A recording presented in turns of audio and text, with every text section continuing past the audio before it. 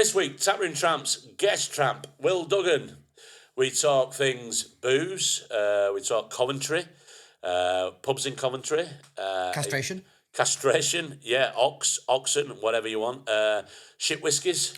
Good whiskies. Good whiskies, great whiskies. It's all here, so have a listen on any pod channel you want, have a watch on YouTube and subscribe. Thank you. Enjoy yourself. It's later than you think. Yeah, bit of a basic setup today. So, Tap Room Tramps, guest tramp, Will Duggan. Hello. Hello. Actor, comedian, friend for a long time now. I thought you could say friend for a long time, but not anymore. Previous friend. Friend for a long time. Yeah, a lot in common. And you've travelled from where today? Coventry. Oh, yeah, you've relocated to Coventry. Yeah. I'm not going to say, actually where, because in case some weirdo sees I'll happily tell you. My postcode. What's the area of Coventry? Elsdon. Is it nice? It sounds nice. It is nice. So it's right in the... So I knew nothing about Coventry. I'm there sort of because the houses were affordable and it's kind of near my parents and my in-laws. Yeah. Big watchmaking industry in Coventry. There's like the huge... Really? Before the Second World War. Huge, Oh, right. And it's... So Chapel Fields is the bit I'm in Elsdon. Yeah. And it's just every street's got like a blue plaque for some famous watchmaker. Really? Yeah, I it's had no amazing. idea. Yeah. I mean, I just always associate it with the specials. Yeah, so the specials, there's loads of special stuff around the city, but the pub, I think it's a Wetherspoons now, but it had been the pub where they did their first gig. First ever gig. It's like it's right near me. Right, okay. And it's my daughter loves it because she likes the two-tone sort of. All right. She likes to have you taken her to the Two-Tone Museum? I have, but she respects no culture. How old is she? 3. Oh, she's not gonna bother. She's not gonna know. Oh yeah, I'm not getting her. Yeah, She's, but I mean, the Two-Tone. So, Walt, what's his fucking name, and the big girl, who's based on what's she called? I think she's called Jennifer Bond or something. First trans woman. Really? Well, not first. First ever trans She woman. wasn't the first ever trans woman, but she was trans. Yeah, absolutely beautiful. Was she an actress? No, I don't think she was. She was model and sorts and that. She was popular. She was known around the 60s time. So, Walt Jack's Sport is the Because there's like Wetherspoons, they buy like old buildings and sort of try and keep a bit of the thing. Yeah. There's the loads in the one near me because I take her because she runs around and it's cheap points. But I was reading a thing about a trans woman in like the 20th century from Coventry, so maybe it's. It might be. Maybe it's her. It might be her. Yeah, it might be her. In fact, we normally have a screen on. Yeah, I'll look on my phone now and. No, I've turned it on aeroplane. So anyway, I can't fucking look. So, but it's out there. You can it's find out it. there. You can find it. You can find it. I can't remember her name properly, but yeah, I'll show you pictures afterwards. Great. Yeah. So part of the reason why Will's on it, he's come up today. We were meant to be meeting somebody else today, but we took the opportunity. You can do this podcast, and then the third bailed on us. The third, yeah. That's what she'll ever be known as. Yeah, quite right. The third. New place. So your surroundings. It's a Wetherspoons. That's your local, is it? No. So my local, I live Because we do a pub. We do a pub of the week. So name it. the Nursery Tavern. The Nursery Tavern. So yeah, That's misleading of your parent. I live on a road. I live on Sir Thomas White's Road. Sir Thomas Rice Road. Yeah. Watchmaker. No, he gave a load of land that is now a very prestigious school in like the 1700s, but he's a local lad. Yeah. But then you turn left, literally 100 metres up the road from me, and you get onto Craven Street, and there are 6 pubs on or just off Craven Street. Right. I got mates who are from Coventry, and they were telling me when they were teenagers, they used to do the Craven Street pub crawl. Right. Because 15, 20 years ago, there were 10 or 11. Wow. And every single one is a worldie. Is it really? And for different kind of things. So you've got the Hersal Tavern, proper Southwest Irish Cork bar, run by lads from Cork, From Cork themselves. Yeah, some of the best Guinness. And I love it. You like Guinness as well. But Yeah. You've got the Chestnut Tree, which does like a disco on a Saturday. You've got the Craven Arms, which is you want an Alco Pop and a shit buffet, get down there. Really? And then the Nursery Tavern, Black Country Ales, dartboard, cheese, onion and black pudding rolls. Right. And then down the bottom, the Four Provinces, another Irish bar. Yeah. Yeah. Pete Otway, you know Pete Otway? Yeah. He came to visit, so I'm mates with Pete we lived together for years and years. Yeah. He came to see the new place, and I said, because I don't know Coventry, let's go on a pub crawl around the city, find some nice places. We went 12:30 to the Nursery, We left to get a Chinese and then went back and left at kicking out time. It's so good, Mick. Brilliant. So there's 6 pubs there on that one street. Yeah. So you basically do all 6 of them. So start in one, pint in each, and then back on the way back. You do back. You've had a good night. You've had a great night. That's fantastic. I'm going to have to come and visit. You're always welcome. I'm going to have to definitely come and visit. Yeah, and the Nursery Arms is it Nursery Arms? Nursery Tavern. Nursery Tavern. That's an odd name for a bar. It is. So when we moved there, so we lived there like 6 months. It was shut. It was being done up, and everyone was like, "The nursery's going to be open. The nursery's going to be open." And then it did, and they're like, "Oh, you know that lovely thing? Like they've really kept the character, but updated it, and it's just it's so good." Is it? Kids have to leave at 7, so if you go in the evening, Right. it's just great. I like dogs. Can you take dogs? Yeah, you take your dog in. Good. Yeah, Yeah. nice big beer garden at the back. Trust a dog. I don't trust a pub that doesn't like dogs. Yeah, no. Yeah, and a tap room. I mean, this is Tap Room Tramps, but I always have to go for a tap room, mate. I always sit in the tap room. So they don't have a tap room. Oh, disappointing. Wait, what do you mean by a tap room? It's where the scruffy fuckers go. It's not. The reason why I call this Tap Room Tramps is, I've explained this a couple of times. I was in a bar once. I just finished work. I was in my 20s. I was having a drink at the bar, and I was talking to somebody about sport and something else. And the landlady went mad. She went, "If you want to talk about stuff like that at this bar, go in the tap room with the other tramps." Oh, so it's like saloon and bar. Right, kind so of... saloon's the best room. Yeah. Your best room lounge. Tap room was sort of like the cheap end of the pub. In which case, I'm taking it back. It has got one of those. Brilliant. So you walk in the Nursery Tavern, and you've got the bar is in front of you to the right. Yeah. Then to the left is it's kind of like a big living room, which would be the saloon. Yeah. Then you go round the corner, and then again, and then you've got the dartboard and the couple of tables, which would be the tap. It's where the kids sit. You know. Right, okay. If you're there to drink. Well, yeah, I mean, the tap rooms I go in, you wouldn't have children in there because they'll hear things that they shouldn't be hearing.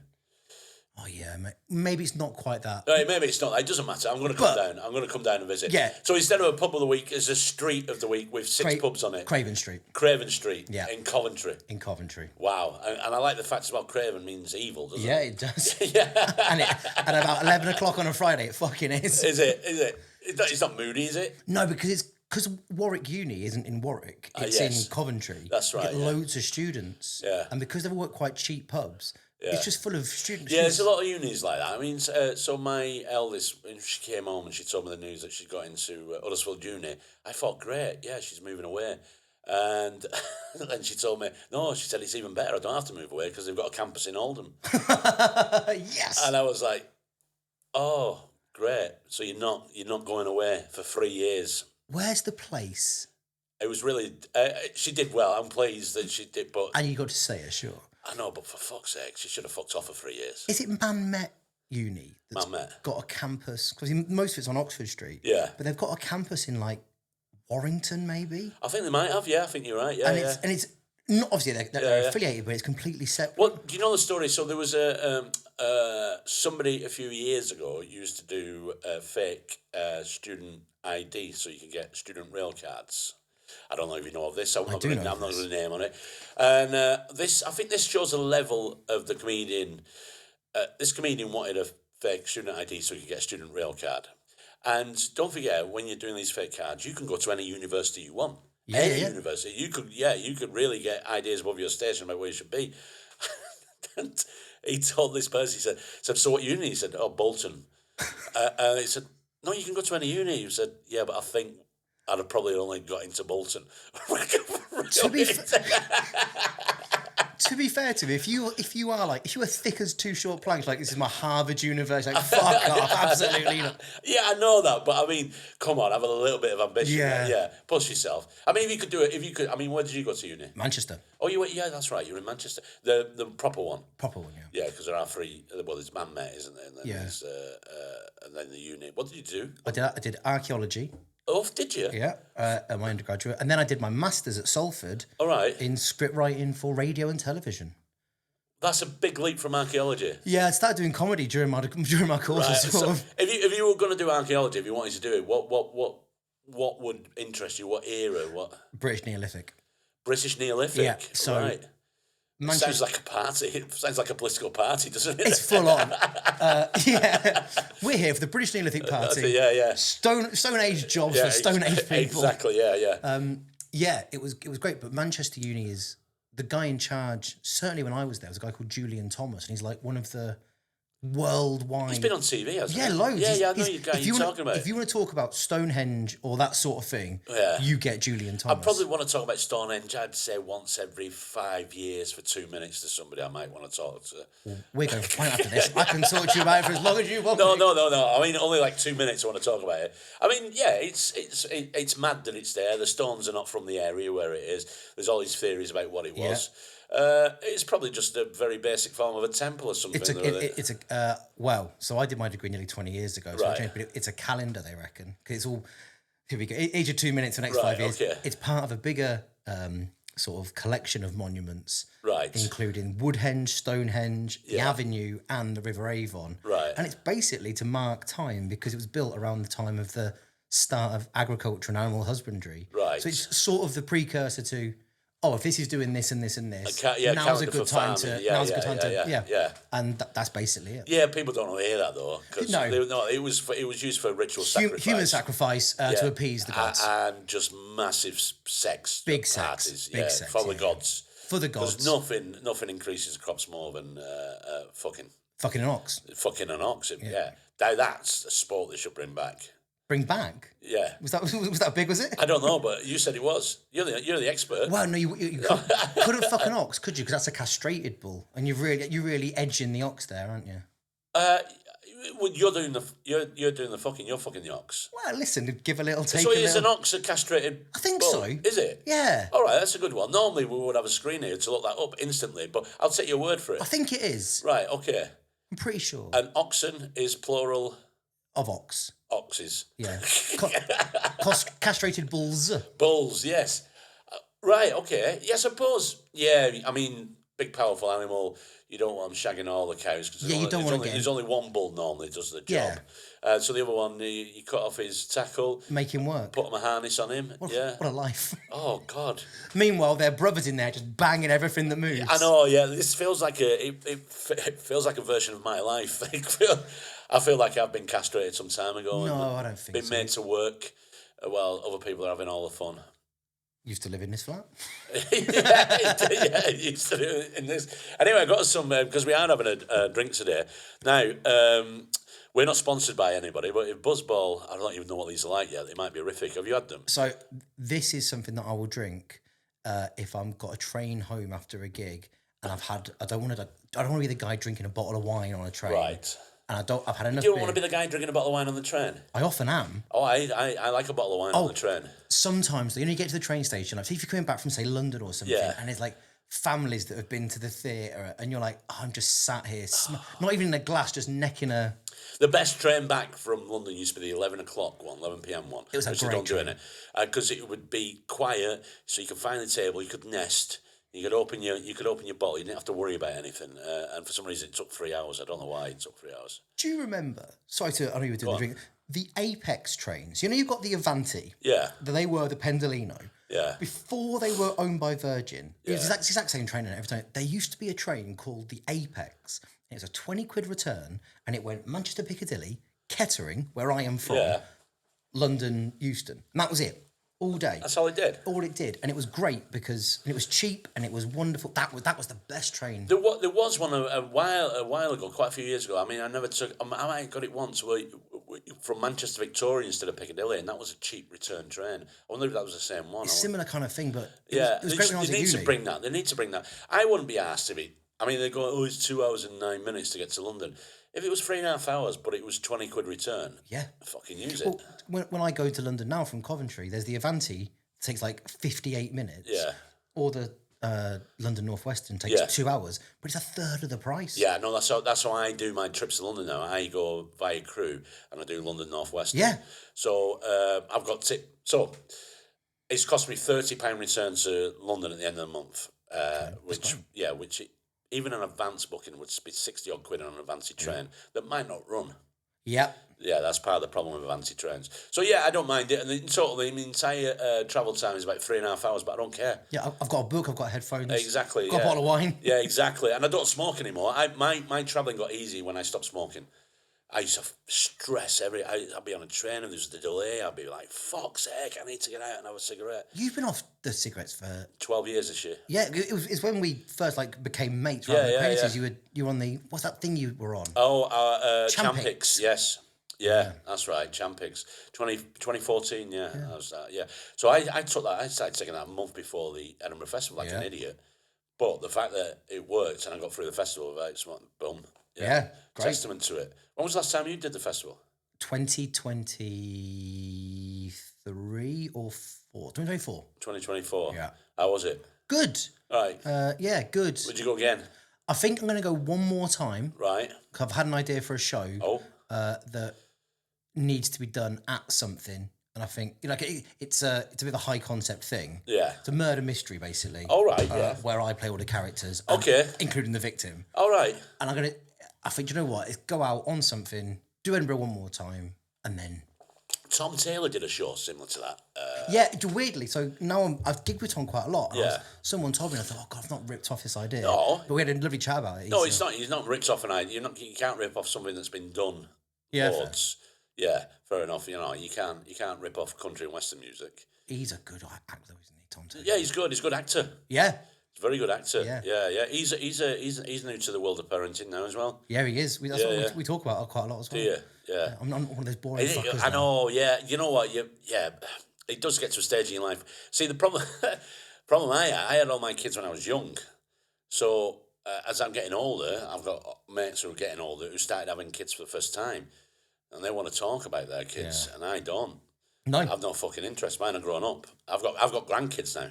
Have you really? I've got 2 granddaughters. Oh, that's how good a friend I am. I didn't know. Yeah, I know. Yeah. I did put it in all the groups we were in, but yeah, it's fine. I just sort of... I know, yeah, you just skip over it. Yeah, Skip over it. Skip over it. Wait for a picture of Phil with someone famous. Yeah, just scroll through it. Is there any praise for me? On the, no, fuck it. Fuck it. Kid Right. of it, not mine. Right, let's have a look at the ingredients. Yeah, This Buzzball. I keep seeing them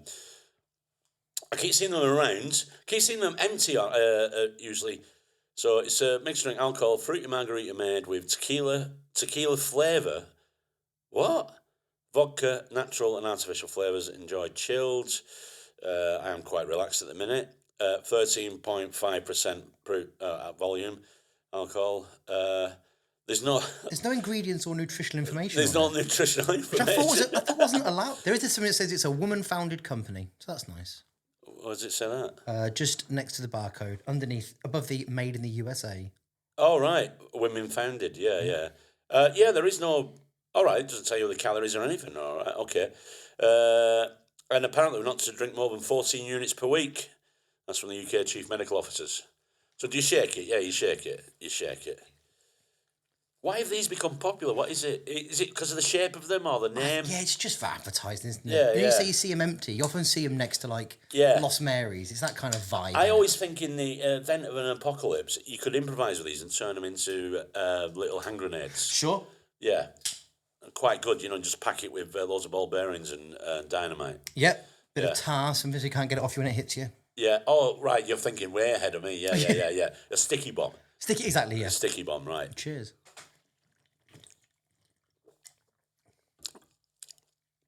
Oh, fucking hell, that is rank. That's horrible. That's nasty, isn't it? That tastes like fucking hell. Drain cleaner. Tastes like a hair lacquer.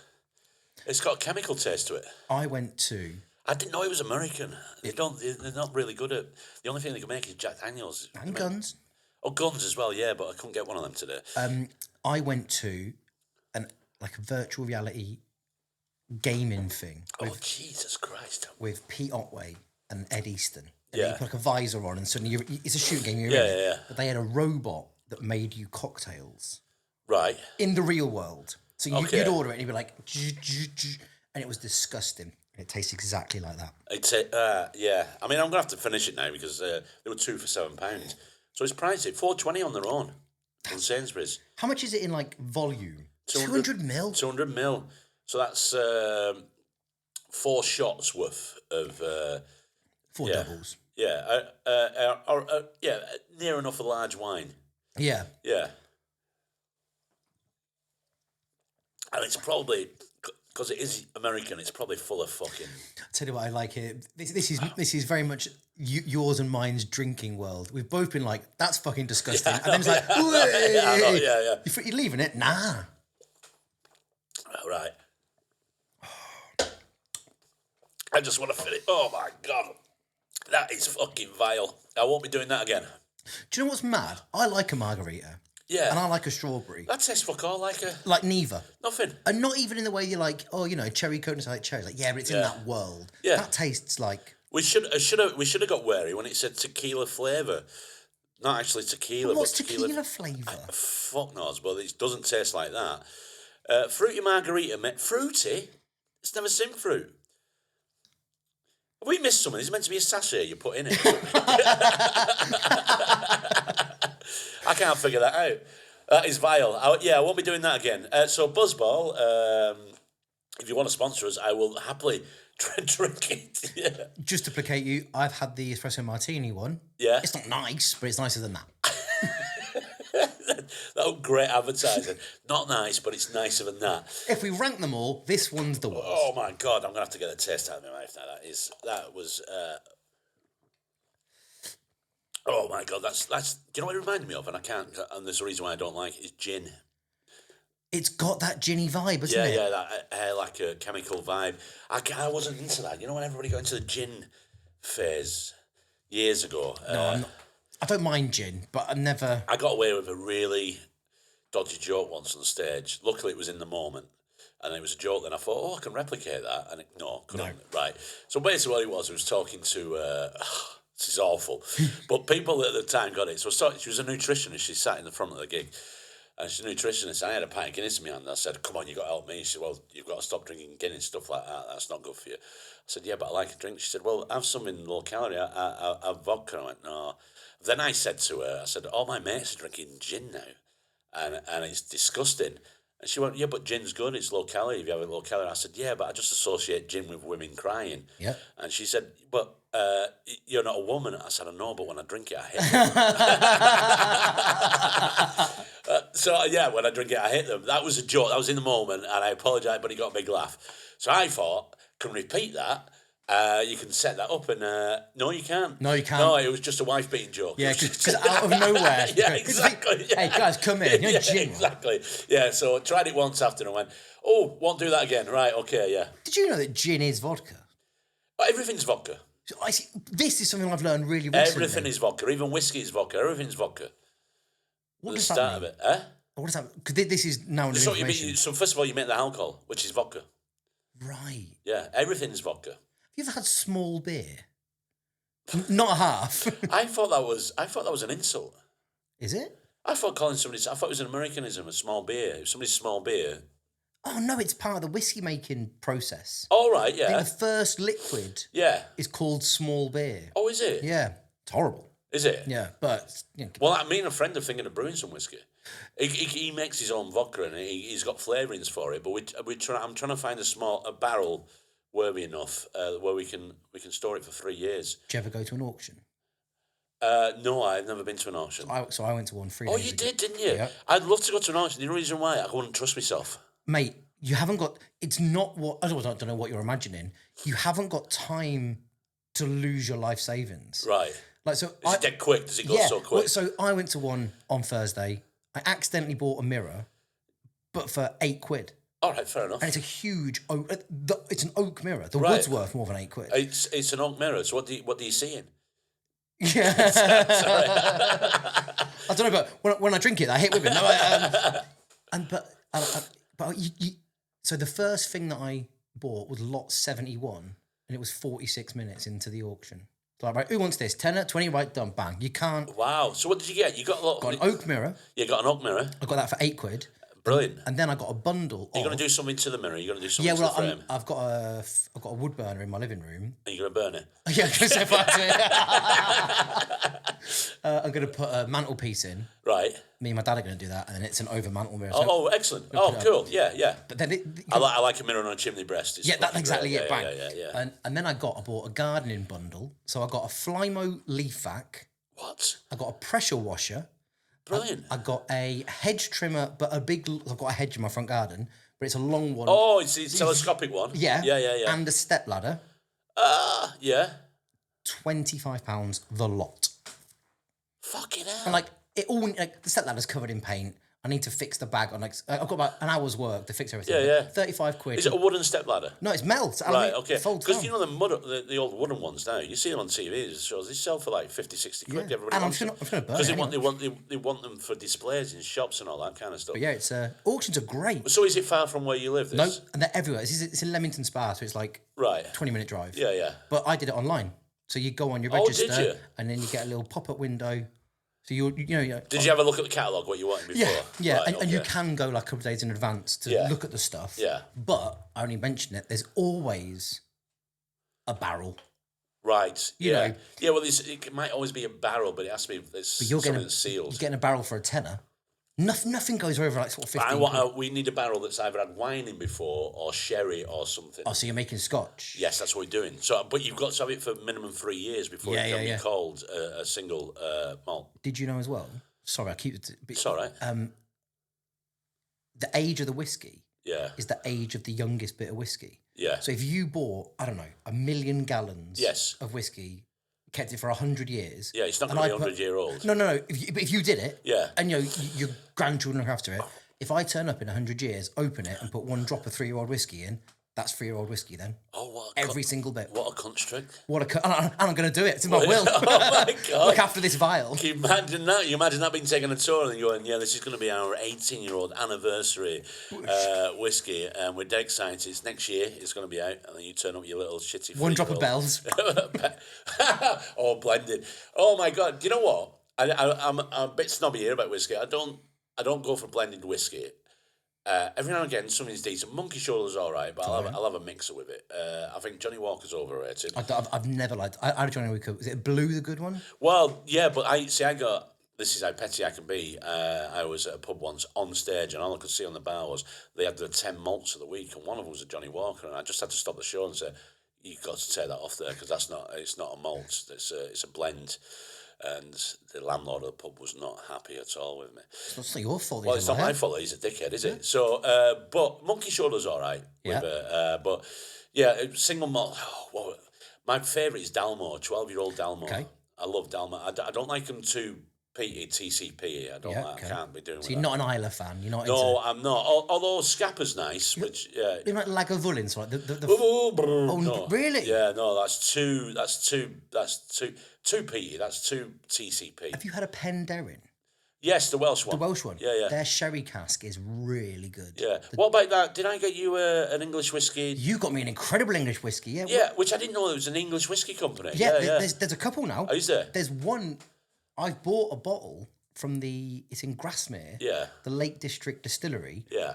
But it's currently in its sort of second year of maturation. Oh, nice. So I won't get it until 2027. Brilliant. But I paid for it, so I'm like bottle 19 or whatever. Excellent. So what was it like, that one I got you? Was it delicious? Was it nice? Really good. Yeah. It had it was. Do you know if you get like Highland whiskey? It's got that you can taste how. We're both wankers here, aren't we? Like the clean water. Yeah, I know what you mean. Yeah, It's that sort of low note. Right. Okay. But it had real sort of like, do you know, in cognac, with nice cognac, you get like is that actual apple? Is that actual apple? Yeah. It had bits of that. Oh, really? Yeah, it was really good. Oh, right, yeah. It was just on basically it was just on a whim and sort of a chance of my arm. I thought, I'll try it, because I'd never seen it before. No, it was great. And part of the reason why I got it for you was I wanted somebody else to test it before I tested it. Get it. Yeah. Really? Yeah. It's really good. That was during lockdown. Yeah, it's when you were doing the 2-minute chat show. I was doing the 2-minute chat show. You know, it was because you were doing my editing. Doing your subtitling, yeah, exactly. Lovely laughter. Lovely laughter. That's what people kept commenting on, going, "Oh, lovely laughter." All the work you did, I wrote lovely laughter occasionally. Yeah, the 2-minute chat show. My laptop wouldn't save something the other day. Yeah. Like your memory's full. Yeah. Obviously, I've never. Right. I don't manage the memory. No. I had all these, and I watched. They were funny, man. Some of them were really good. Some of them had, and it proved. How can I put it? There are some people after lockdown. Shall I say were not genuine and disingenuous? That's the correct phrase. They were. So somebody, hey, you really like that? What was it? That 3-minute thing you did during? Yeah. You go. You don't even know what it's called. You're off by 50%. Yeah, you don't even know what it's called. That's what I was getting. You know what I mean? You go. Well, you don't even know what it's called. Yeah. So I'm not going to talk to you about it. But yeah, it was mad. It was good. My favourite bit of it was how it didn't matter who the guest was. Yeah. You know, like you had people like me that no one's heard of, and you had Russell Howard do it. Yeah, and, yeah. And Al Murray, like all between. You were so strong on it's a 2 minute. 2 minutes. I don't care who you are. Done. All yeah. right, bye. I got dog's abuse off somebody. Found my email address. Who I can't remember who I had on. You cut them off. It was obviously getting to an exciting point in the story. This is fucking out of order. This is out of order. You shouldn't do that. And I'm like, it's called a 2 minute chat show. That's it. It was really good. Yeah. It was. So I did some for charity once as well for the. Is the British one Make-A-Wish Foundation or Wish on a Star? I think Wish on a Star. Wish on a Star. I think It's Wish on a Star, which is fine. I'm full of strawberry. We did a 12 Days of Christmas one, and one of the ones I did was Rick Thingy from what's it called, the Leeds band. I Predict a Riot. Rick. Oh God, this is bad. I've met him. He's because Rachel Fairbairn's boyfriend is really good mates with him. Oh, he's a lovely fella. Yeah, I've been out for a drink and I can't remember his name. Oh God. Yeah, Rick somebody. It's the Kaiser Chiefs guy. Kaiser Chiefs guy. Yeah. Rick. Anyway, Rick from the Kaiser Chiefs. It was lovely on it, but first on the call when I was doing it over Zoom. But the first on the call was I don't know, somebody who's his PR or his agent or something. I had a chat with. By the way, as well, Rick, and during this, just have no mention of alcohol, please. So, well, I wasn't going to do any alcohol. And to make it easier, I'd sent people a lot of pre-prepared questions because it was for charity. So, and they picked the ones they had. So I wasn't going to mention that. And I just thought, well, what an odd thing to say, because all I kept thinking now as I went in the 2 minutes was go, have you got a drink problem, Rick? I'm alcoholic. Yeah, exactly. That's all I wanted to say. But then he revealed something which I found odd. And I found out that it's a real middle-class thing. I'll probably know it then. They didn't open Christmas Day presents until after Christmas dinner. No, that's not right, is it? That's not right. That's not fucking Even right. as kids? As kids, yeah. Well, so you make a kid get up. Yes. Santa's been. Yeah. Now, quickly, to the granola. Yeah, exactly. I mean, until they've had the dinner in the afternoon. So you're talking breakfast. Yeah. You're looking at it. Yeah. You're watching TV. Yeah. Who does that?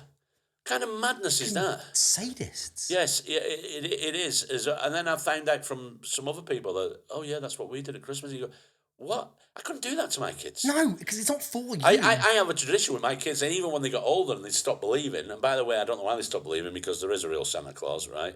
With you as their dad. Well, no, but he is real. But I used to do a thing, so Christmas Eve, we'd always let them, when they're little, have a little alcoholic drink. I mean, probably about 1% proof, but we'd mix Baileys with milk or something like that. So they feel grown up, they're having a drink at Christmas, because we'd put a drink out for Father Christmas, and that's when I'd say, oh, I think Father Christmas is like a brandy tonight. So my daughter, she's 3. It's the first Christmas she's kind of aware what's going on. So it's carrot for Rudolph. And my partner's like, do you reckon Santa wants a milk? Does he fuck? Santa wants a large one of the nice whiskey that I'm saving. Yeah. So I go, I think Santa might like a bottle of lager tonight, or he might want a brandy. All right, let's do Santa that. a kebab. He's working hard. We used to do a couple of carrots, and what I used to do is then cut off the ends and then chew them so they look like they've been chewed. And I go, oh no, I don't think Santa wants biscuit tonight. What he might want is one of them French fancies or something, right? So do all that, set that. And then when they were in sleep, we used to get pillowcases, and we'd just have stuff that they'd open in the morning in the bedroom while they'd come into our bedroom. Just little tit-tat, stuff. Yeah.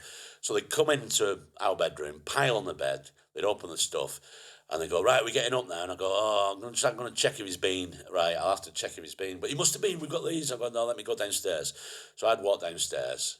I'd open the door, I'd say, he's not been, you better go back to bed. And they go, Dad, he must have been. And I'd charge downstairs, and that was it then. Then they'd all open the presents, and then... Eat too much chocolate, you'd have a drink, Yeah, he was fucking great. It's like, you know when you see a guy with a dog who wants to go for a run? Yeah. And they go like, heel. That must be what it's like having kids on Christmas Day being like, they know where it is. I know. I think it's. I'm going to watch the Queen's speech. I think it's really cruel and takes out some of that magic of it. It's that, Yeah, but because, I mean, imagine you're brought up with that. You're going to bed Christmas Eve, not excited about the day after. You go, oh, so I'll have to get up in the morning and just stare at everything for like 8 hours before I'm allowed to touch anything. And you think as well, like the kind of family that would do that. Yeah. You know, you're not getting up and putting TV on and having a nice breakfast. In my head, they would have sat there being like, The Lord has given plenty to us this year. Oh God, prayers. Mass first. Yes. Have you ever said grace or anything before? Have you ever been anywhere where that's happened? So I grew up in quite a religious family. Yeah. But but then none of us are. I know. I think I told somebody years ago that you grew up in a cult.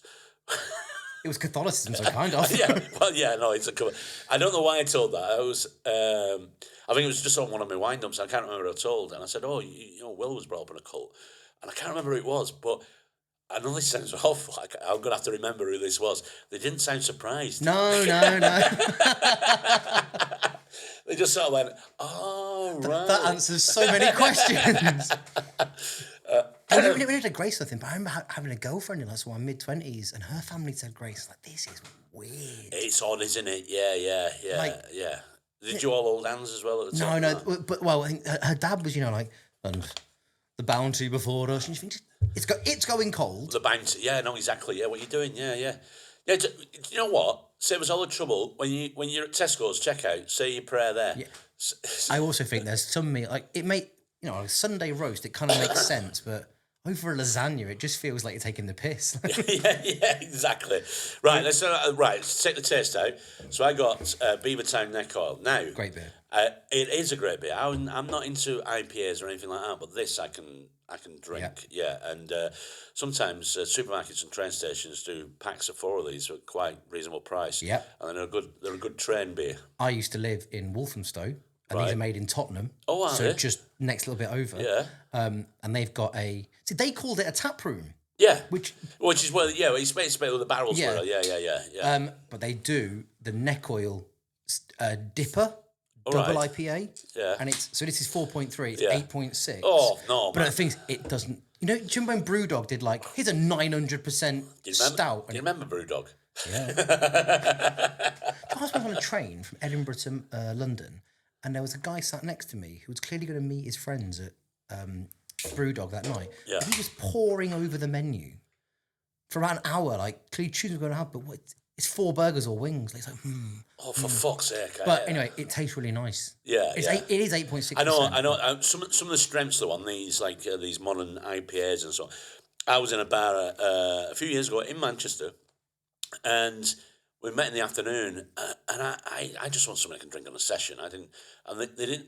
They had one lager on, their lager, and it was 6.5%. I said, I can't drink that. I said, I can't. I said, so this is the weakest IPA they had, which was 5.8. I said, no, even that's too much. So have you got any stout? He said, oh yeah, we've got a stout. It's 4.5%. I thought, fair enough. I said, is it a stout, or have you done something weird and put cappuccino stout? I said, have you put beetroot and ginger with it? Right. So he goes, right, I know you're taking the piss now. I said, I don't know what you mean. So he showed me the stout thing, and it had beetroot and ginger. It was a beetroot and ginger stout. I said, I didn't know I said that because I thought that was the most ridiculous thing I could say about a stout. And they had this beetroot. It was beetroot, ginger, and 2 other things. Sadness, yeah. And they said, do you want to try it? I said, God, no. This is what annoys me when these companies make stout. So there's a Millstones Brewery near me, which they do the most popular drink in the Northwest probably, which is Tiger Roots. It's a cask. But they do a stout, and it's just a stout. They're not fucked around with it. They're not gone, this is a coffee stout. This is not a vanilla stout. This is not chocolate. It's stout. It's stout. And I wish more companies would do that. And it makes me think they're not brave enough to trust their own stout, that they have to hide it in. Yeah, they have to hide it. That's what stuff. Gin is. But that's back to gin, isn't it? Yeah. It's shit vodka. Go, if I could put this in. Well, you put juniper berries in or whatever, don't you? Have you ever been to the 3-legged mule in York? It sounds like I should have been. It's a fucking great pub. Really? Yeah. So it's up near the York Oratory, near the York Minster. Yeah. 3-legged mule, but all the locals call it the Wonky Donkey. Right. Right. I know that now. I've heard that. Yeah. So years ago, I did York Comedy Festival. Yeah. And me and an ex-girlfriend now, but a current girlfriend at the time, went in this, and they had this garlic, chili, and ginger cider, which I'll be happy with. In a cider, I'm like, you can fuck about with a cider. Yeah, you can. Yeah, you can do a lot of good stuff. And I said, I'll give it a try, right? I've been chasing that high since about 2016. Really? And who made it? I think it might have been Lily's. Right. You know when you yeah. get the big boxes? Yeah. It might have been Lily's. If it wasn't, it was one of those. You know what's brilliant about them lilies? They're only 4% and they have different flavors, but you can mix them. Wow, You can mix them. This one was not 4%. Oh, right, It yeah. was 14%. Oh, man. But it went down like squash. Yes. And I was like, "Ugh." And then a guy turned up to York Comedy Festival. Yeah. He'd seen my show like an hour previous. Like, I really enjoyed the show. It's like, just you. Yeah. How we laughed. Bought me a drink. Had another one. Again, it goes down like squash. I have a third one. The barman's like, just so you know, this is 14%. I was like, I don't believe you. Then a folk band had been setting up. They did an opening chord that was so beautiful, I burst into tears. Brilliant. I've had a satellite, which I don't know who made it. So it's a pub called the Ashton Arms in Oldham. They had a bit of a beer festival and cider festival. And they had this cider, and it was orange cider. But I got told, I went, oh, orange. I said, no, and it tasted exactly like. Do you remember Orange Cure, the cordial? How fit was that? That was beautiful. It's too orangey for crows. Yeah, it was too orangey for crows, but it was fucking gorgeous. And it was a hot day as well, so I got a glass of it, and it was ice cold, and I downed it quick, and I thought, oh, that's nice. So within about an hour, I had 4 pints of the stuff, and that's when I found out it was 9% proof, and I was like, oh, shit, I'm in trouble. It's only the afternoon. Were you in a garden as well? Yeah, well, there was outside a bit, and but inside, but yeah, it's not really gardens per se, but it was... Exterior. Yeah. Oh, fuck, man. Yeah, it was gorgeous. I've never discovered... I can't remember what that was called. Isn't that nice, though? Like, this is so fucking wanky, but do you know Negative Capability, the concept by John Keats? No, I don't. Right, so... John Keats the poet? Yeah, so he's got this poem called Ode to a Grecian Urn. Right. And it's basically, the whole sort of premise of the poem is about things that you cannot conceive or complete are nicer than those that do. So like, so there's this Grecian urn, and on it is a guy playing the flute, and he's like, the thing is, in your head you can imagine how beautiful his tune is, but if you actually heard his tune, it would never be as good as what you're... Right, I'm with you. And the fact that you've had this orange side and I've had this chili garlic, and if I find the exact one and you find it, it's not going to be a hot day, a cold glass. Yes, yeah. It's like it's almost better that you can't replicate it. Yeah, That's so wanky. I'm so sorry. You know what? You know what as well, and this is quite sad. It's also that moment as well when you first fall in love with somebody and you realise you've fallen in love with them, and then 10 years after when you're married, it's not the same. I do still love you, but you are an arsehole. Yeah, I'll never have that moment again, that feeling again. Yeah, I sort of understand that. Yeah, I'm. Yeah, now you said that, there's part of me now, I hope I never discover it. Because it's not going to be. It's not going to be the same, You'll be with is different it? people. The temperature will be different. You won't be as thirsty. Yeah. You're expecting more from it. Yeah, it's true that. And do you know what? I hate as well when you if you like something, you're into something, you big it up, and you say to somebody, "Come on, you've got to try that. That's sensational, whatever it is." And then you have this. It's awful. This feeling. Oh, please, I hope they like it. I hope they like it. I hope they like it. And if they turn around and haven't liked it, whatever, you take it as a personal. Oh yeah. So when you recommend a YouTube video to someone, yeah. You don't watch it. You watch them watching it. Exactly. And why are you laughing? I was really fucking. I know it's awful. It's an awful feeling. So try. Yeah, sometimes you get excited about something. You just have to say to people, "Come on, you gotta watch that. You gotta look at that. You gotta taste that. You gotta try that." All right, will do. Yeah, it's not for me. You go, wow. Yeah, fuck you, actually. yeah. I've never liked you, you fucking prick. But Beavertown, They're great. I definitely have these as a sponsor of the show. They sent me a crate of this once. Did they? Yeah, I did. Because when I was living local, we used to go to this. It was the Tap Room. You could try it all. Yeah. And I got chatting to a guy. What was you for a living? I told him. He's like, "Oh, put a gig on for us." That's a little thing, it was like 50 people. Yeah. But they sent me, 48 cans. Oh, nice.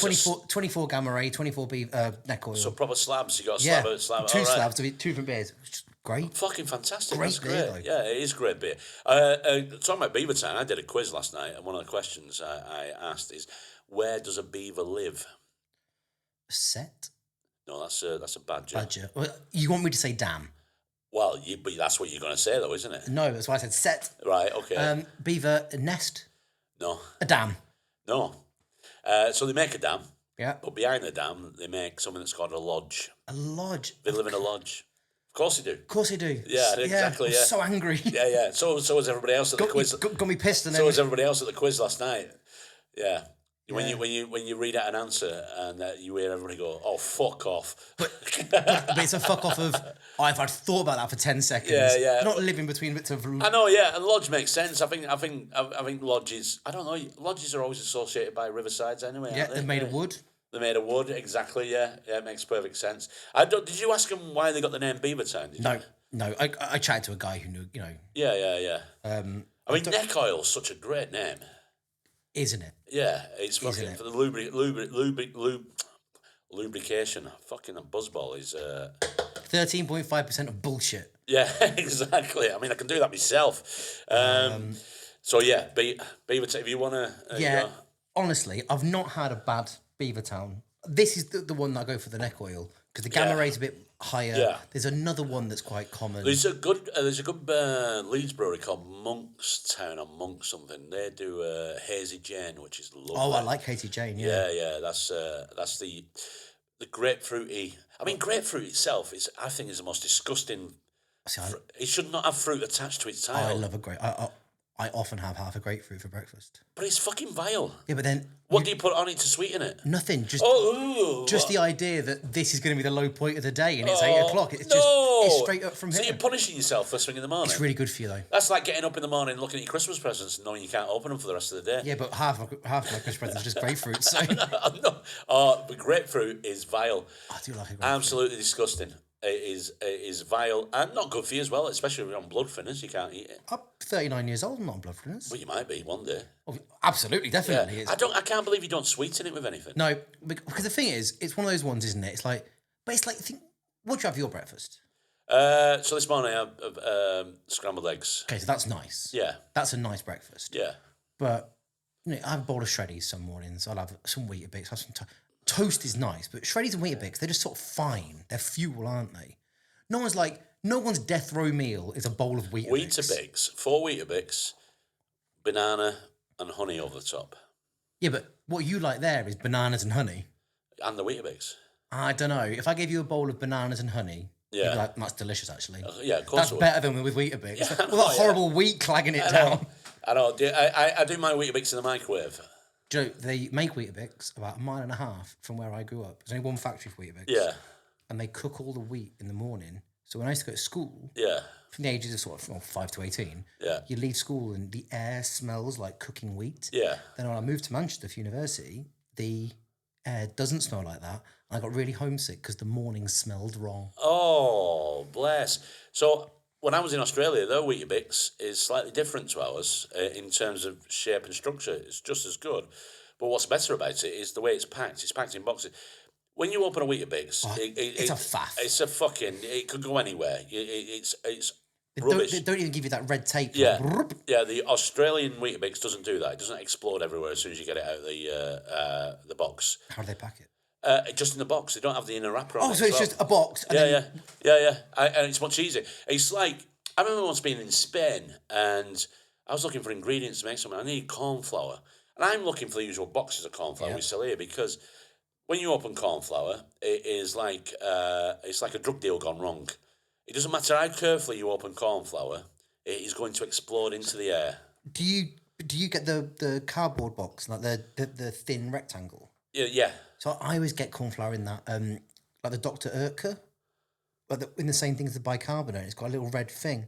Right. That is easier. It's not as good economically. It is easier, but what was even easier than that when I was in Spain, they had, similar to that, it was a tin with a pull lid on the top and just a seal. And then, sorry, not pull lid, it had like a plastic lid on it, then you pulled off the seal and you put it... Like hot chocolate? Yeah, it was basically that. So you opened it and you went, oh shit, this hasn't gone anywhere. Just put your spoon in, put the lid over the top, and you go, wow, why aren't we doing... That's so much better. Yeah, exactly. Why are we still in this cardboard box situation? I've said this for years. The UK is in the pocket of big corn flour. It really... And it depresses me.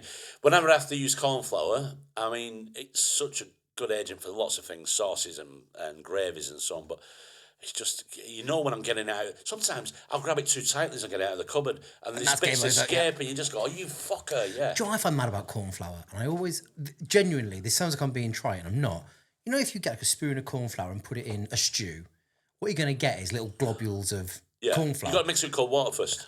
What's the science behind that? Because what I'm doing in the stew is mixing it with water. No, because you're mixing it with hot water. So as soon as it goes hot water, it turns thick straight away. So you'll mix it with cold water first. I think that's the closest thing to magic I've ever actually come across. And I'm trying to be funny. I think it's incredible. Yeah. I love making my slurry, then pour you in, and then, look how thick you have become. Yeah. I once saw a chef online. He was doing a basic roux. And he went, "Oh, bollocks to this." I can't remember where it was from. I think he was South African. I'm going to try and find the video afterwards and show you. Bollocks to this adding bitter milk at the time. The way he did it, he added all the milk, but he did it so quick. And then he went, "There you go." I thought, fuck, I'm doing that, right? Didn't do it. I'd probably have to practice that about 1,000 times before I get it right. And you go, obviously that's a skill he's developed. And he was just showing off, going, fuck that, this is how I do it.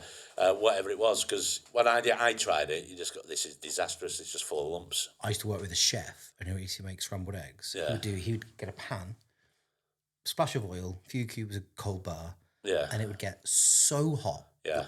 And it would go in, it'd be in the pan for honestly 8 seconds, and then it would come out, and it would be the best. He was such a good chef. The best scrambled eggs. And I went home and I did it, and what I got was raw egg on a plate, like. Was it hot enough? Was it moving enough to know? I have good non-stick pan. Heat it up. Wait while the pan is hot first. Then I had a bit of butter. Right? Cold butter or warm butter? Cold butter. Okay. So the pan's hot. Put the cold butter in. So it melts straight away. Starts to sizzle straight away. Give it a minute.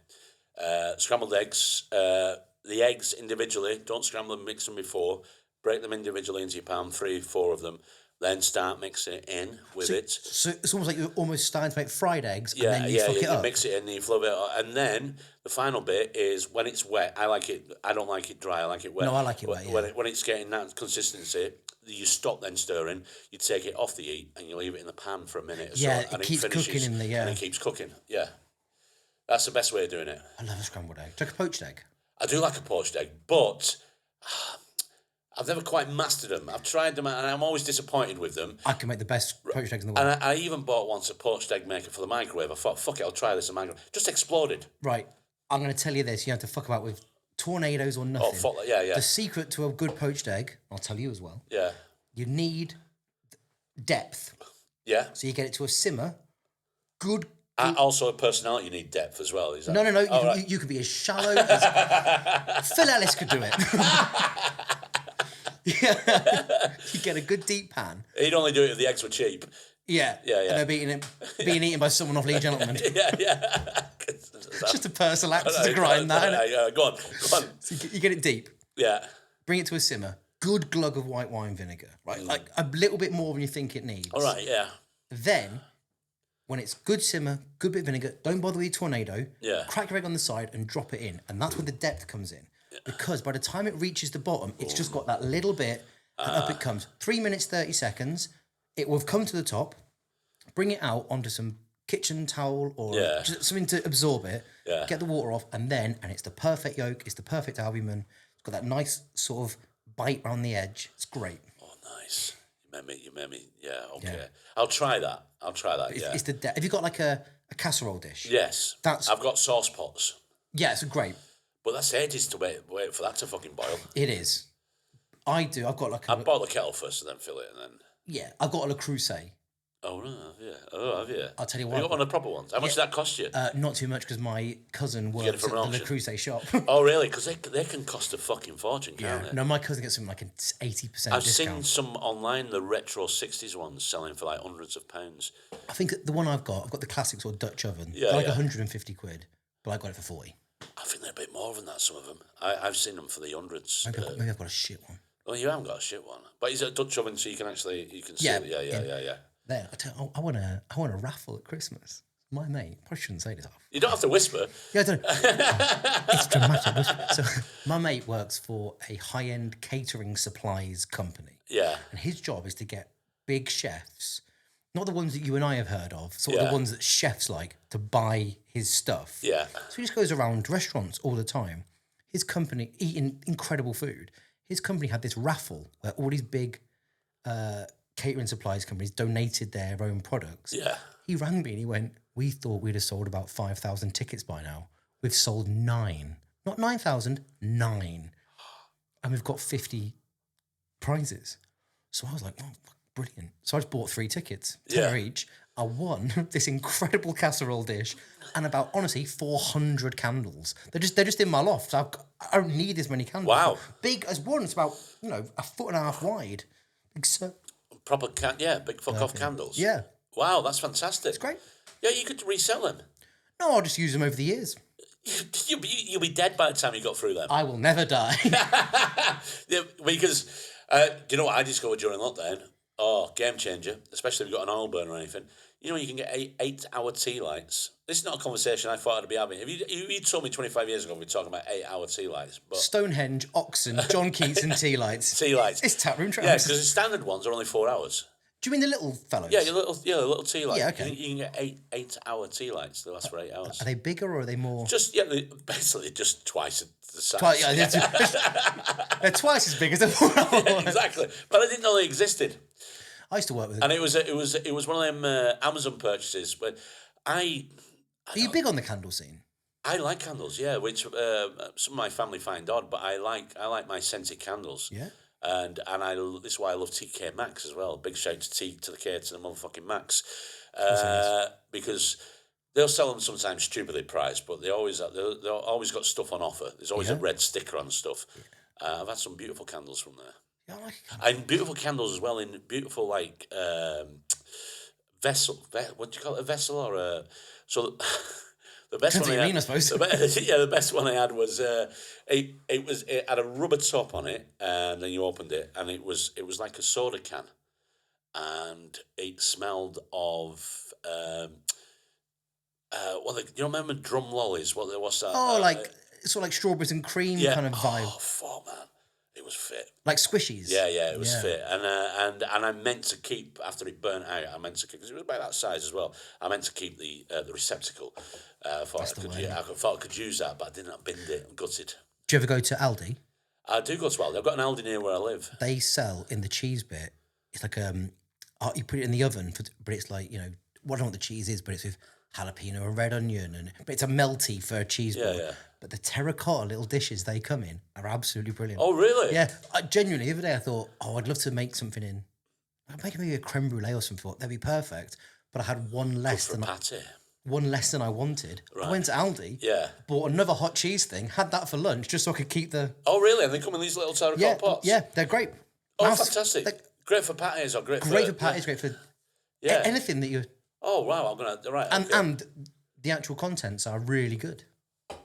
Well, that's a big up for Aldi then. I'm going to next week. So yeah, I'll have a look there tomorrow because it's just, I literally live about 800 yards from Aldi. Perfect. Yeah, no, probably not 800. I've not measured it. Why would you? Well, do you know what I might do tomorrow? Please let me know. But I won't because I struggle with OCD. So I know as soon as I start doing that, measuring my footsteps to Aldi, I'll start then wanting to find out if there's shorter ways or longer ways from where I live. People spotting Mick Ferry around Oldham with a yardstick. Yeah, I know, fucking trundle wheel. Counting to myself, muttering to myself. Dad, the last few years, 3-year-old, brilliant. You're enjoying that. Love it. You're enjoying Coventry because you were in Brighton for a while, living the dream. Yeah, I was in London for 5 years. I was in Coventry for 5 years. Brighton for 5 years. Brighton's good, isn't it? But it's just too expensive. It's so expensive. It's really far from everywhere. It is. You've got to. I know of other acts, other comedians who live in Brighton, and they more or less say you have to add an hour onto every journey before you even start. Every journey, if you're doing it, doesn't matter what route, unless you're going along the south coast. Yeah. The first part of the journey is get to London. Yes. And then do the past journey. London. Yeah. No, I loved it, and I would have loved to have lived there, but we bought a house. It's just a classic, mid-terrace Edwardian house with a little garden. It's lovely. I've got no issue with it at all. But the similar kind of thing in Brighton would have been an extra £300,000. Easy, more. And that was for the lowest. It's just. Yeah. I wanted to have my daughters have outside space. Yeah. But I do like Coventry. I've become very sort of protective but of you're Coventry. Midlands anyway, aren't you? Yeah. But I knew nothing of Coventry. Is Kettering, is that East Midlands? East Midlands, yeah. It's East Midlands. So you're in the East Midlands again, yeah? I'm in West Midlands now. Is Coventry West Midlands? Yeah. I thought it'd be East. No, Oh, no, it's not. West. Oh, yeah, It's you're West. right. It's Yeah, literally in the county of West Midlands. Oh, yeah. it's in the county. Oh, Yeah. yeah, I'm sorry, yeah. But all I knew of Coventry was sort of like, say, the specials, Lady Godiva, and it's very ugly. And it was bombed to shit during the Second World War. And that's why. Destroyed. Yeah. The reason that Coventry is ugly is because the only people that could be annoyed at that would be the Luftwaffe. And then it became the centre of car making after the Second World War. Jaguar Land Rover's there. And it's only sort of aesthetically not that pleasing. Yeah. It was so important because of the watchmaking and the car industry. Yes. It was rebuilt in a weekend for £5. That's fantastic. Yeah. At an auction. It's such a great city. Also good for getting around the country. There's nowhere I can't be. Well, there probably is. But I mean, that's quite a statement. I will go everywhere. That's quite a statement. That's something like Doctor Who would say. And that is the next job I'm going to... Do you think you'd be a good Doctor Who? I can't act. When you introduce Well, you me... are an actor. Yeah, but so what? Right, okay. I'm not much of a Doctor Who fan, but I know there's going to be a new one. Is there a new one? Well, yeah, because I am a Doctor Who fan. Right. It's looking like it's going to be Billie Piper. And she was, obviously, As the assistant, Christopher yeah. Tennant and Chris Eccleston, David Tennant's assistant. But Ncuti Gatwa in the last episode did his regeneration. Yeah. And the face that came out was Billie Piper. Now, does that mean that it is going to be Rose? Or is it just the body that the Doctor has taken on? Or is it a red herring? Yeah, I stopped watching it a couple of seasons ago. And the reason being is because he just the writing on it. Jodie Whittaker is fantastic, but the way they wrote the character playing it was I struggled to watch it. It's all this bumbling, fast paced. No, 100%. Yeah, it's one of those things where you don't want to say that because you don't want to come across as I know. And they've let a woman do it, and it's because gone it wasn't to shit. that, but it was the writing. And I mean, I remember I embarrassed myself with Christopher Eccleston once, and I know he won't listen to this, and if anybody knows him, but I was at Matt and Fred's, and I was pissed, and I sang Doctor Who, hey, Doctor Who. To Chris Eccleston? Yeah, his face, yeah. Like he'd never heard that before. And then I said to him, if TARDISes were real, you were real, we could get drunk today and not need an hangover tomorrow because we could go back to the start of today. Wouldn't that be brilliant? Yeah. And he did that thing, which... Quite rightly, I think he managed to look at me, but straight through me, if you know what I mean. He managed to. Anyway. Also, he hated being Doctor Who, didn't he? I don't know if he hated it. He hated me in that moment. And I say, as someone that's been friends with you for a long time, it sounds like that was fair. Yeah, it's very fair, and that's the night I got thrown out as well from Matt and Fred's by the last night. That night. Yeah, I heckled the band. I was drunk.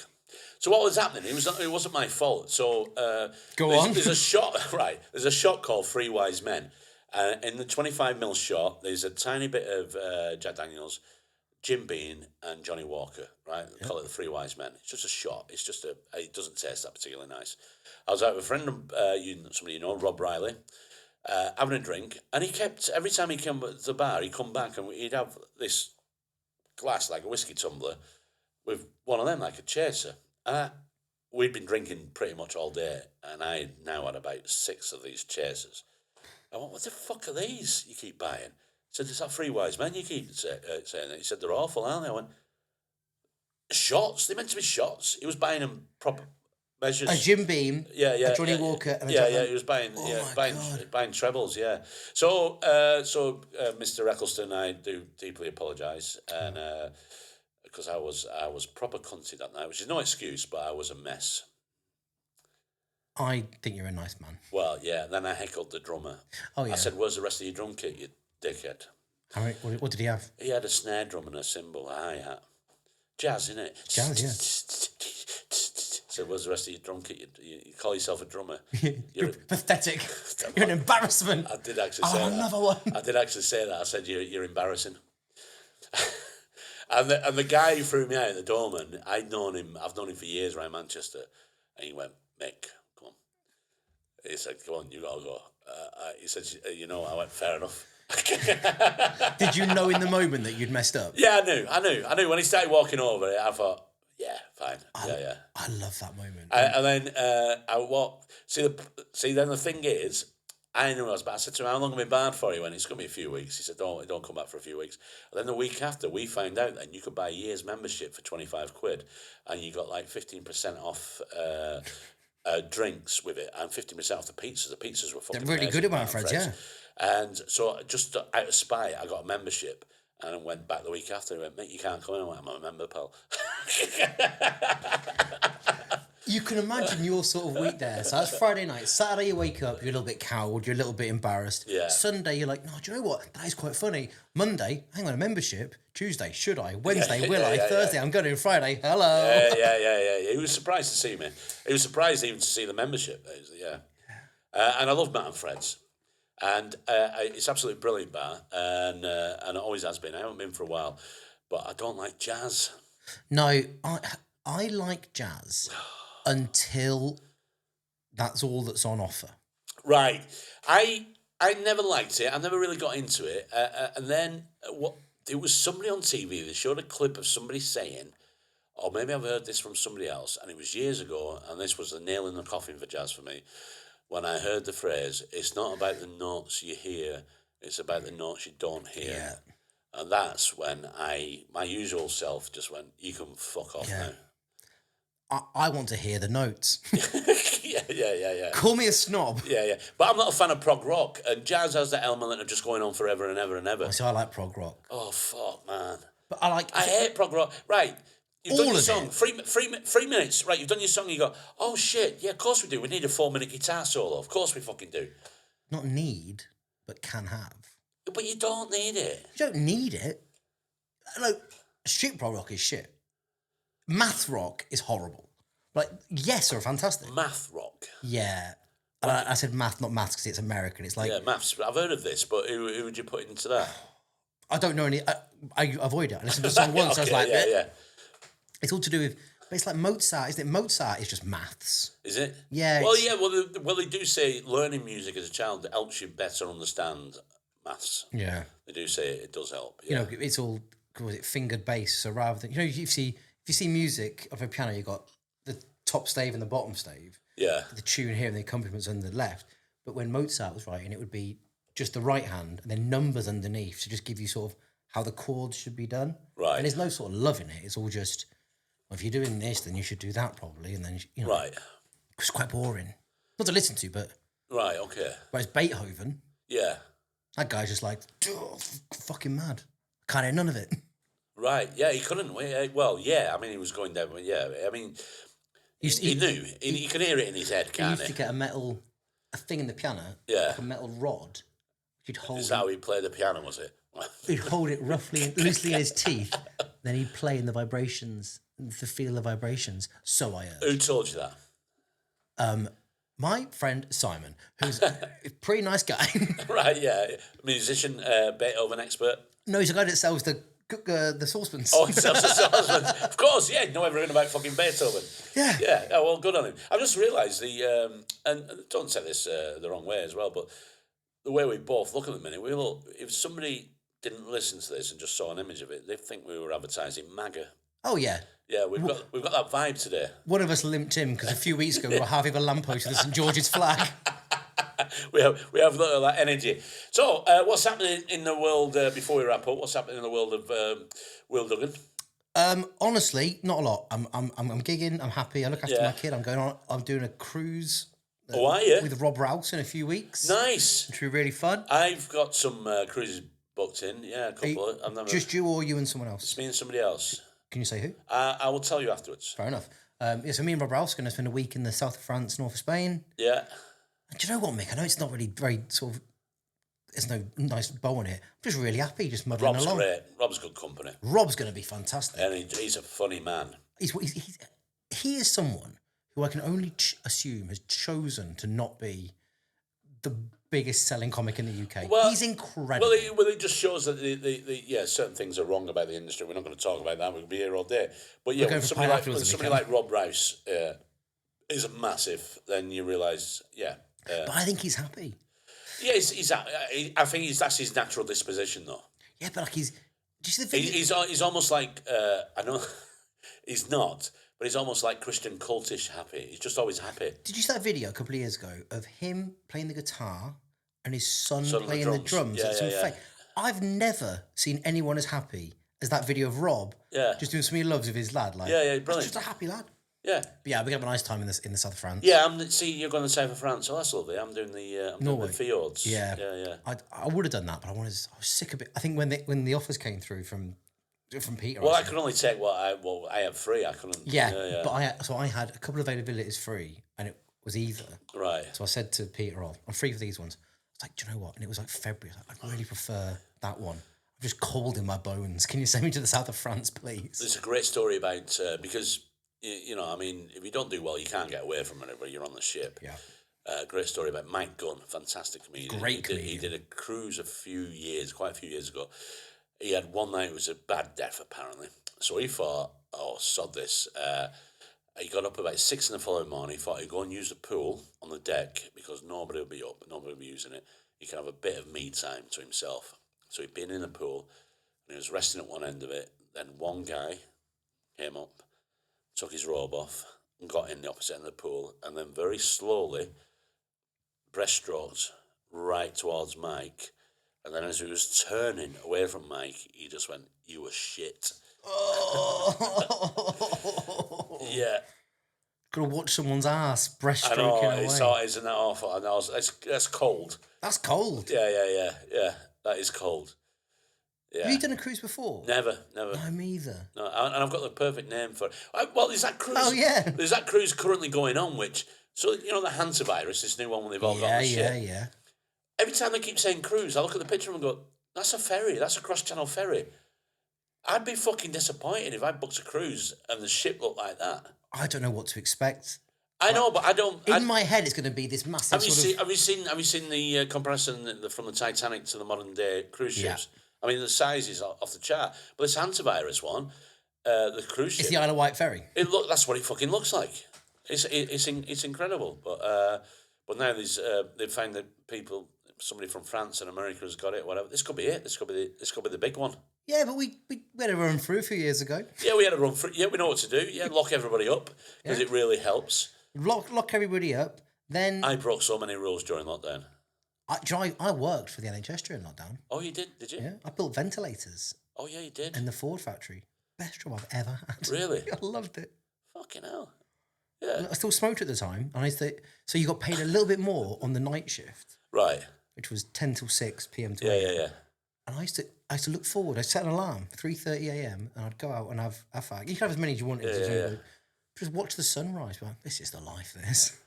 This is about shift work. I saw this on, I think it was on Fessol, which is on Twitter, the Fess hole where people confess and stuff. And I really understand this guy's predicament and felt so sorry for him.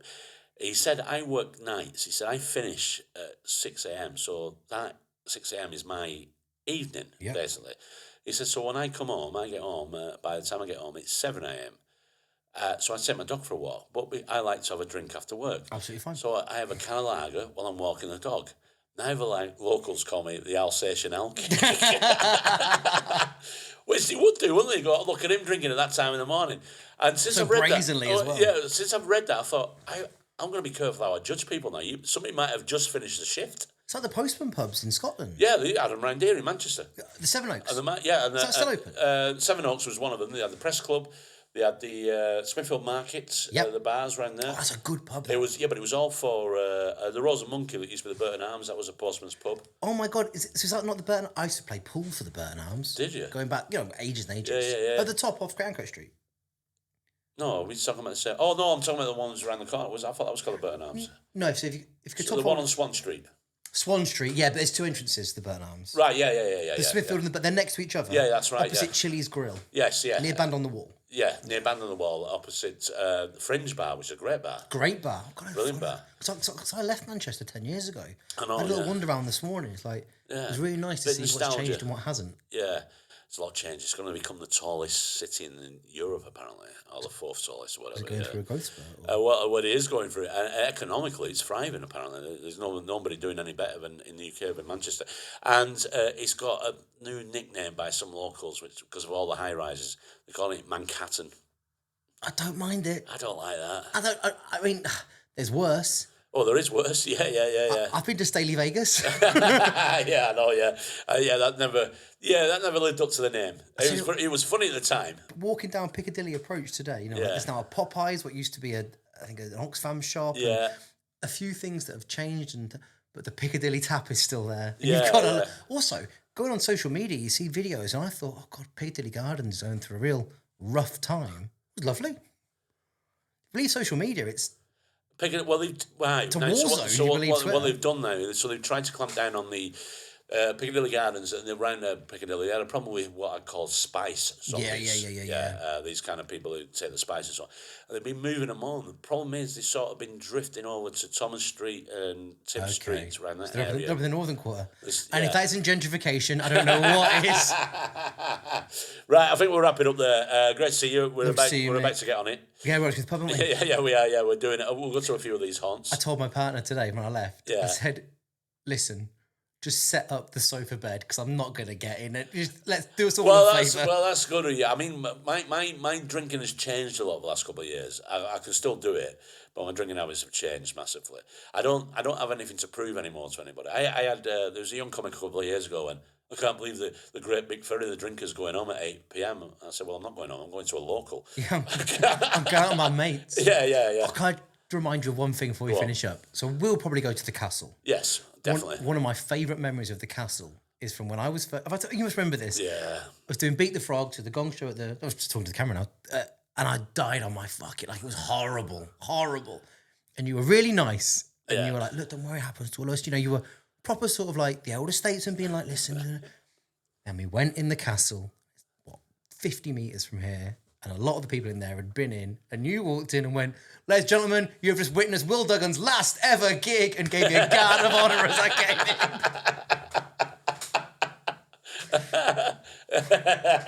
Yeah, I was making you feel better. And you did, but it's a nice memory, but I think of it every time I go past the castle. We'll replicate it. Great. There'll be nobody know we know. Who's that? Who are these two fucks? Exactly, yeah. So, we've got Paul Scholes was serving behind the bar at the castle a few weeks ago for some reason. I don't know why he was in there. Do you remember Dave Bibby who used to work behind there? Dave Bibby. Lad who dressed like it was the 30s. Yes, he was incredible. Great bloke. He used to live in... that was everything, even from socks to underpants, were all from that era. And he used to live in Levenshume. Yeah. I forget the name of it. It was a massive old house. Yeah. Like borderline stately home. Yeah. But you could rent a room. He used to live in there, and he was... Yeah, I think of it. He was a great bloke, Dave Bibby. Yeah. I'm going to tell you a story then. I best not because I'll get me in big trouble. Right, okay, cool. Right. Okay, let's wrap it up. Thank you very much. Thank you, for Mick. being a guest. Enjoy